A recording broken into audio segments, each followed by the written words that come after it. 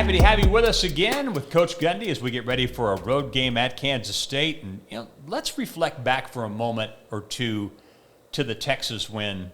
And really the last two games you've won, there's been big improvement defensively in the second half. Big improvement, especially stopping the run. How pleased are you about that, given the fact that there had to be some adjustments made, but you've got young players playing? There's a lot of dynamics there in those second halves. They've played out really well. We have young players that are out there and competing at a high level way sooner than they should be. But they were successful for the majority of the game. Now, they got us at times, and we talked about this a lot. Young players are vulnerable for a variety of reasons.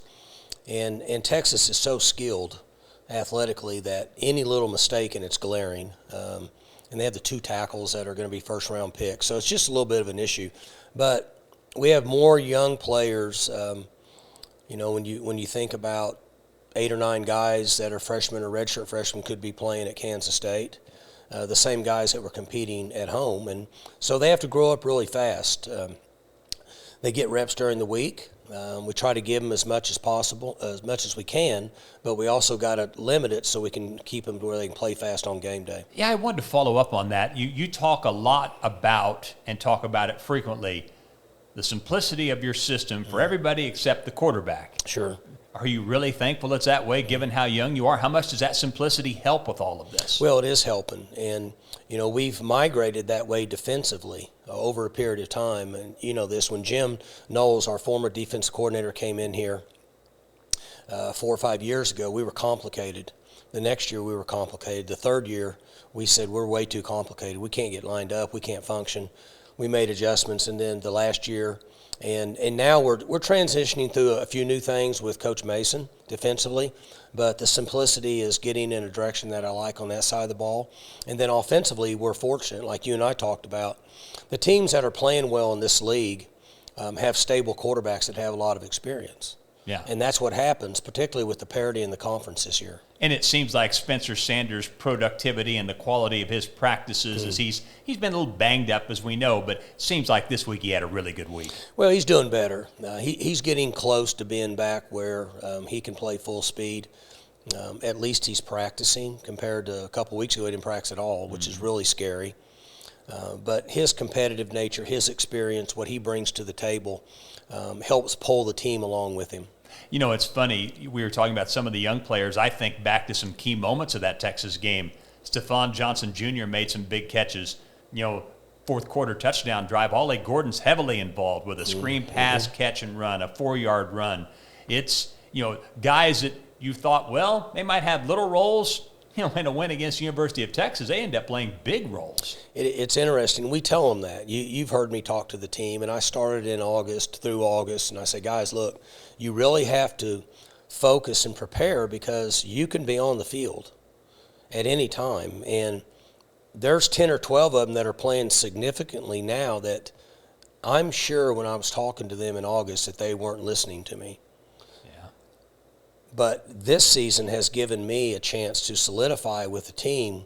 You need to listen to what I tell you. I've done this for 30-plus years, and I understand more than you guys do in your preparation and getting ready to play, because when they call you to go out there, if you're not prepared, it's going to show up really fast. Yeah.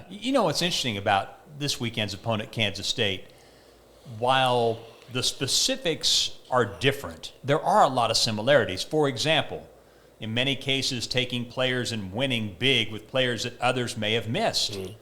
Sometimes they've gone into Oklahoma. To get the Lockets, for example, you went up to Wichita and got Joseph Randall, among others. It seems like your NFL legacy has been a lot with running backs and wide receivers. With them, it's been offensive linemen, probably defensive backs. But there are a lot of similarities, right, in terms of how you've gone about it. The method's different, but many of the characteristics the same, right? It's very, very similar. 2 land-grant schools. Yeah. Long-term coach, consistent winner over a long period of time with Coach Snyder. Kleiman's come in and doing a good job. And it looks like to me that he's picked up some of the things that Snyder left, and he's keeping that going, special teams being one of them. They do a good job. They recruit young men, as you mentioned, that maybe don't have a lot of options, but they care about Kansas State. They're going to play hard. They're going to be loyal. They're going to be reliable. We get a lot of that here at Oklahoma State. And we do a lot of that by choice. Sometimes we don't take a young man that maybe is ranked higher because we're not sure he fits at Oklahoma State. I know that's not a big fan favorite at times, but we have to go on what's got us here, and the reliability and accountability is huge. And so the comparison with the two schools is very similar. Their fan base is very loyal. Our fan base is very loyal. So good quality people at both schools, and it's fun to play them on Saturdays. With Texas, you were dealing with a lot of different formations and lots of movement and a variety of things going on. To what extent is Kansas State perhaps a bit of a knuckleball because of the quarterback run game and what they do with it, if Martinez is healthy? Right. Some movement, some unbalanced. A lot of the block down and pole play that we saw from Texas. The difference being that just about every run play they call, the quarterback has the ability to pull the ball and run, which is smart on their part. He's athletic. He can do that. He did it a number of years at Nebraska. And they give him that option more so than Texas. Not as much variety, but more of, okay, quarterback can pull it and run it if he wants to. Time for What's Your Beef, brought to you by Old Trapper. Of course, you can see the quality right through the clear plastic packaging. This is not a beef, but more of an observation. May end up being a beef for one of the coaches after the game Saturday. And that is, if you look at the history of this series, I think I counted up in the last 10, 11 years, somewhere in the range of 14 or 15 non-offensive touchdowns. Fumble returns, interception returns, kickoff returns, blocked field goal returns. In this series, there have been some huge plays made. So here we are again landing on special teams. But in this series, those plays have been huge. I mean, 2 years ago, Jason Taylor runs the fumble back more than 80 yards for a touchdown, saves the game. That's been the history of this thing. It has, and they've put a lot into special teams for a long, long time. And we finally got smart enough to do it 6 or 8 years ago and put a lot into it. And we're trying to play catch-up with them on special teams over a long history. But when you do that, you're going to get some of those free touchdowns. But we've had the blocks and the returns and such. And what's interesting, I can't remember all of them. I can vaguely see them in the back of my mind, but they seem to have been at crucial times. Oh, yeah. Not only for us, but for them. And it's been very unusual, but it's been a great series, just right up the road. And as we mentioned earlier, people really start to enjoy watching the games between us and Kansas State. Yeah, a lot of wild games, back-to-back kickoff returns for touchdowns in 2012 in Manhattan, and games that appeared to be going one direction. I think there's a pick six out here in 2011 that K-State had that led to that game going to the end. I mean, it's just been a long run of all kinds of things like that. That's What's Your Beef, brought to you by Old Trapper, and we're back to break down some video when we come back. Welcome back, and Coach, let's tear into some video here, and one of your best rushing plays of the season, one of your longest. Yeah, we've got a typical zone play for us here, and what you'll notice here is we talk about covering guys up a lot, and if you look here, we've got a guy on every Texas defender with the exception of the one guy there that's responsible for the quarterback. And getting movement is great, but when you can cover everybody up and you have backs that can squeeze up in there, and on this particular play, it could have worked to our advantage that this was 23 instead of Dom, because he's a little shiftier and he can kind of squeeze in there and take off, and that's what he does here. The only guy that's not blocked is the guy at the top that's responsible for the quarterback, and does a good job there. Here's his acceleration that we all like, right? We've seen him do this on kickoffs and so on and so forth, doing it without a shoe. And the contact was made on the 31, and he ends up getting all the way down to the 10-yard line. So you're talking 21 yards after contact. But well blocked. Quarterback did a good job carrying, pulling, and it's a good football play for us. Protect the football right there. They're all grabbing, reaching, trying to pull the football out. we needed it. At that point, we're down 2 touchdowns. Big play in the game, and here's another look at it. And there you can see where we can see what he sees. Oh, yeah. A good cut right there. And then here's his acceleration that we like.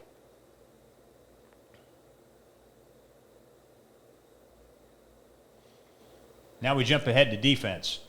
Yeah, we got a really good play here. Great effort by Trace. That's what he can do. He gets better and better every game. See how active he is. And then we always teach don't reach, lay out, and that's exactly what he does. Can't reach and play football on defense. You have to dive and wrap and roll, and he does a good job with it. Given the injury issues he's had, how amazed are you at what he's been able to do? That cannot be easy. Well, and mentally, you have to overcome it mentally. There's just these guys like Trace that potentially have a chance to make money playing this game. You can only imagine what these type of injuries can do to you mentally and the concern you have. So it's always heartwarming to see young men come back. Good job there by him laying out, making a play. So now we jump ahead. Big play here in the fourth quarter. So we're trying to tie the game up. We're on the 10-yard line, so we're kind of tough sledding, finding a way to get 10 yards. It's tough down there when it's first and goal on the 10. But this is a play that our offensive guys put in for this game against them, and it worked exactly the way it was supposed to. Route opened up, quarterback saw it. We got a tie game now. Now we're all back at it. The other thing is you have protection, right? I showed the team this on Sunday. We talk about this. I'll stop it here. So he's got vision. Now they're going to add on. The backer is going to come on and add on and try to be disruptive late. But for this point, Spencer's got great vision. He can see everybody. Gives him a chance to throw it right in there, and Presley makes a good catch. Another touchdown catch here. So now we're 3 minutes to go in the game, and they're pressuring us here. We have a good play call by Dunn. He feels like pressure might be coming. They're pressuring us, and the advantage that 9 has is he's big and strong. He's 200-something pounds, and so he's got the ball, and they fall off of him, and they miss and fall off of him. There he takes off.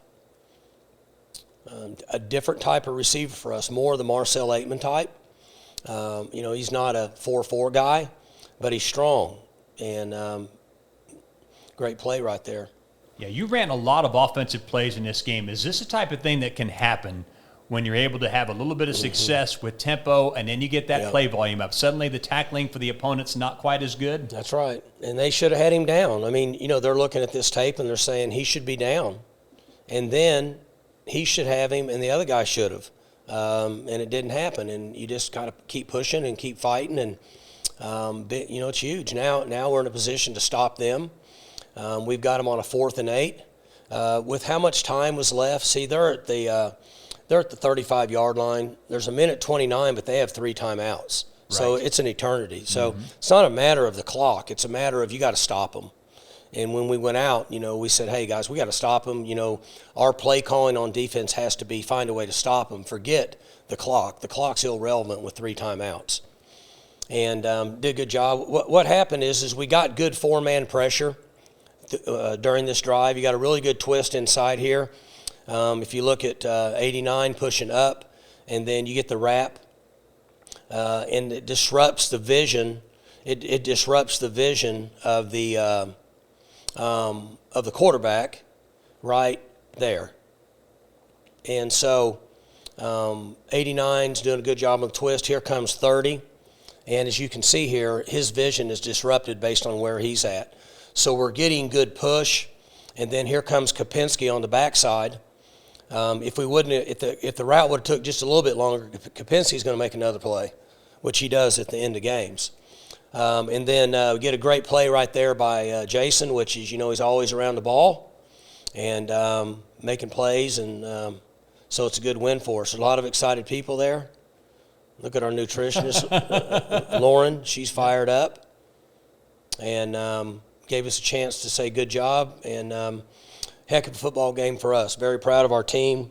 We talked about it several times, talked about it on the radio, but the game day, the crowd, the students, all that, through the roof. I mean, just big time. Anybody that watched that game, which conference realignment's not an issue now. Oklahoma State's in. We're in great shape, which we said we would be. But if anybody was coming to evaluate us and looking for that, they would have seen this is a big-time college football place. And so I couldn't be more proud of the support with all the people. Looking forward to the Cowboys in Kansas State on Saturday. Thanks for watching, and we'll see you next week.